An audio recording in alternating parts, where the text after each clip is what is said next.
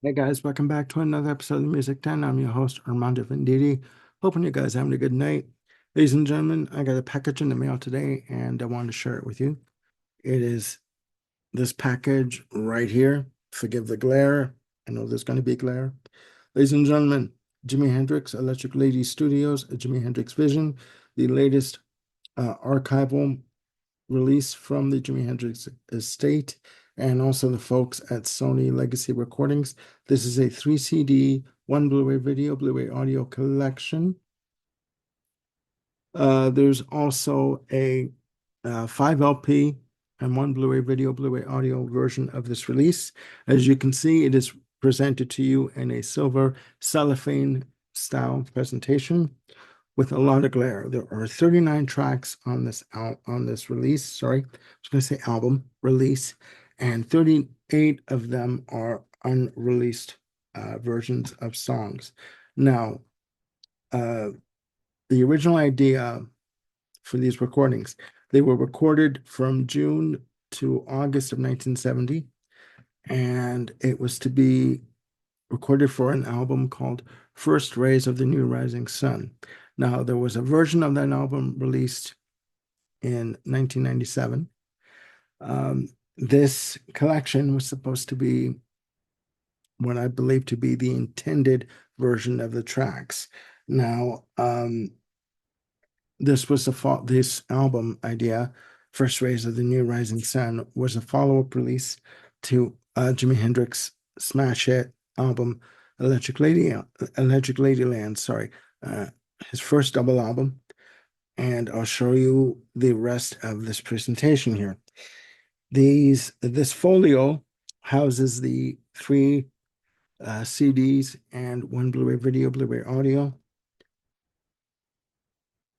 A nice shot of Hendrix right there on the cover of the folio. The folio does open up, and I will attempt to open it up for you, ladies and gentlemen, with your patience.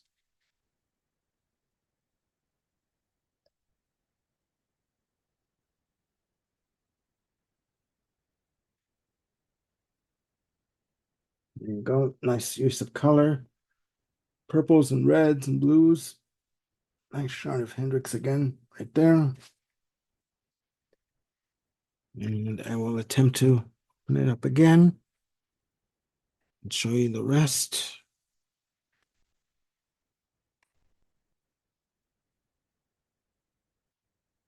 Again, forgive my stubby fingers. Nice shot of Hendrix there, from left to right. Shot of the studio, a lot of blues. And again, the third panel is the panel that houses the Blu-ray video, Blu-ray audio disc. I'll show you that in a second as I fold this up. This is a beautifully presented package.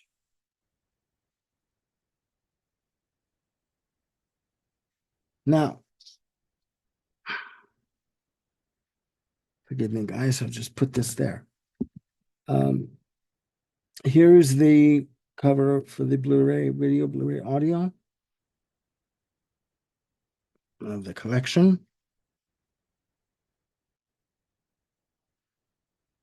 There we go. Nice shot again of Hendrix.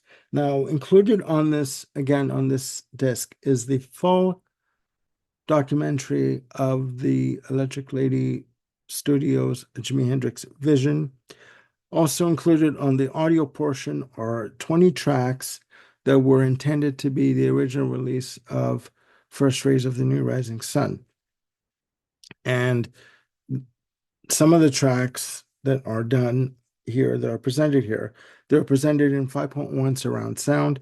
And some of those tracks are Freedom, Valleys of Neptune, Easy Rider, Angel, Isabella, Loverman, Nightbird Flying, My Friend, Dolly Dagger, Polygap, Straight Ahead, Drifting, Beginning, Stepping Stone, Hey Baby, New Rising Sun, Earth Blues, In From the Storm, Room Full of Mirrors, Astro Man, and Belly Button Window. Okay, that's all 20 tracks. That is the entire album, right? Now, what's great about CD one, first of all, I should tell you again, there are 39 tracks. There are 10 tracks on CD one, 16 tracks on CD two, 13 tracks on CD3. Now, at the end of CD1, the final track, the 10th track, is a lengthy piece called The Long Medley, clocking in at 26 minutes and 23 seconds. Okay. Now, in this medley, you have pieces of Astro Man, Beginnings, Hey Baby, New Rising Sun, Midnight Lightning, Keep On Groovin', and Freedom. Okay. Now, in the documentary, it talks about the beginnings of the studio.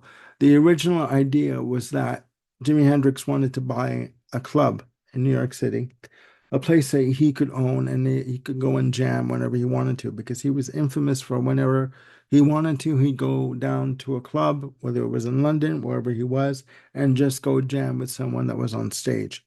And he wanted his own studio or his own club. And to do that. And he also wanted to have a small studio in the back of the club. Well, the that first idea fizzed out. So Eddie Kramer, infamous producer engineer, came up with the idea to build Jimi Hendrix's own studio, okay, which would eventually become Electric Lady Studios.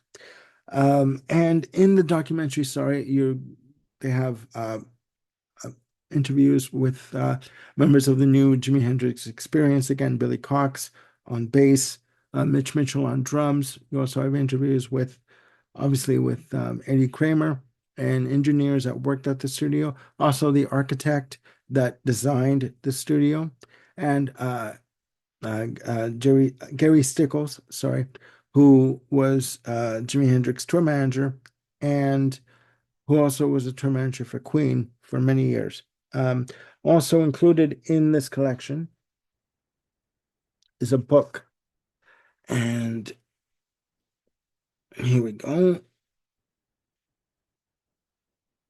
There we go. A nice shot of the original front entrance of Electric Lady Studios.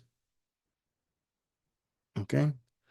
That brick portion of the building is no longer there today. And in this book, you have essays. There's an essay done by Jeff Slate, um, talking about the studio, and I'll show you. Yeah, the the essay is called "An Artist's Lair: A Brief History of Electric Lady Studios," and I will show you, if I can, just one shot of the pictures that are in here. You have advertisements and newspaper articles and shots of Hendrix. And here is, again, forgive the fingers, a nice shot of Hendrix. Okay. And it's printed on thick paper, like really good, bound thick paper. And on the back here is a shot of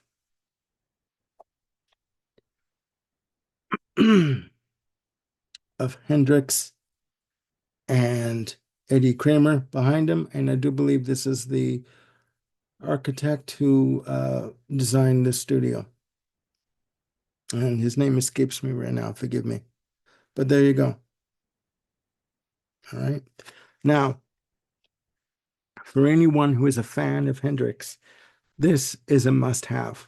Okay. If you like collecting Hendrix archival material, this is fantastic for you. This will be great. Okay.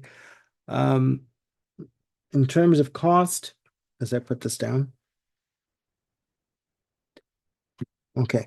In terms of cost, the box set, the CD version goes for $80 even on Amazon.ca. And it's good bang for your buck. It's probably the cheapest you're ever going to get. at this point for this collection. It was released again on October the 4th.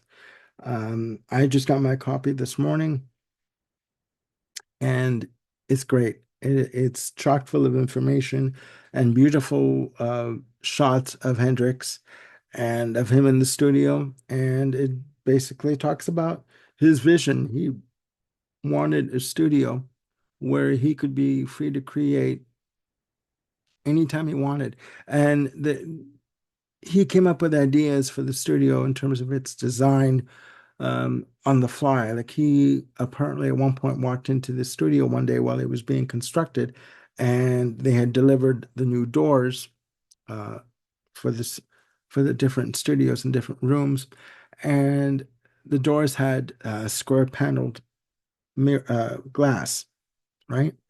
He looked at the architect and said, "Can we put in circular glass instead of the square glass panels?" And yeah, he got whatever he wanted. So those doors were taken out and new doors were brought in with circular windows, circular glass inserts. So, I mean, he had a vision for what he wanted, and he eventually accomplished what he wanted. Now, also, it's interesting to note that they were basically self-financing um, this project, and there was at one point where they had run out of money to pay the workers. So, in order to, pay the workers, Jimi Hendrix would have to go and do a couple of concerts over a weekend and come back basically with a suitcase of money in cash. And you would tell Eddie Kramer, here, pay the workers. Let's get going. Let's continue.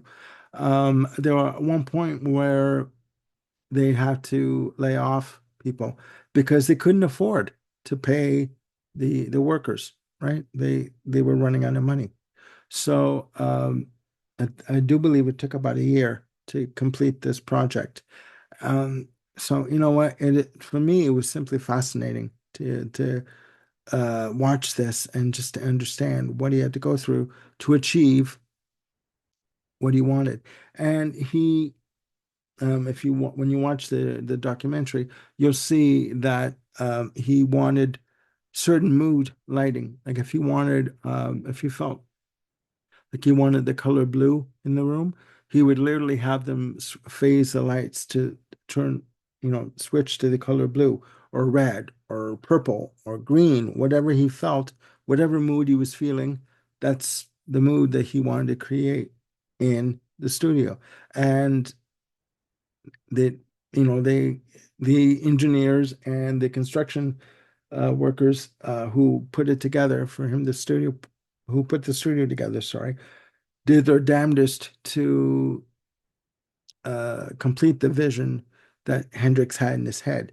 So it's a fascinating documentary. You really got to check it out. And you have the originally intended album, all 20 tracks and 5.1 surround sound. So for $80, you're getting a lot for your money.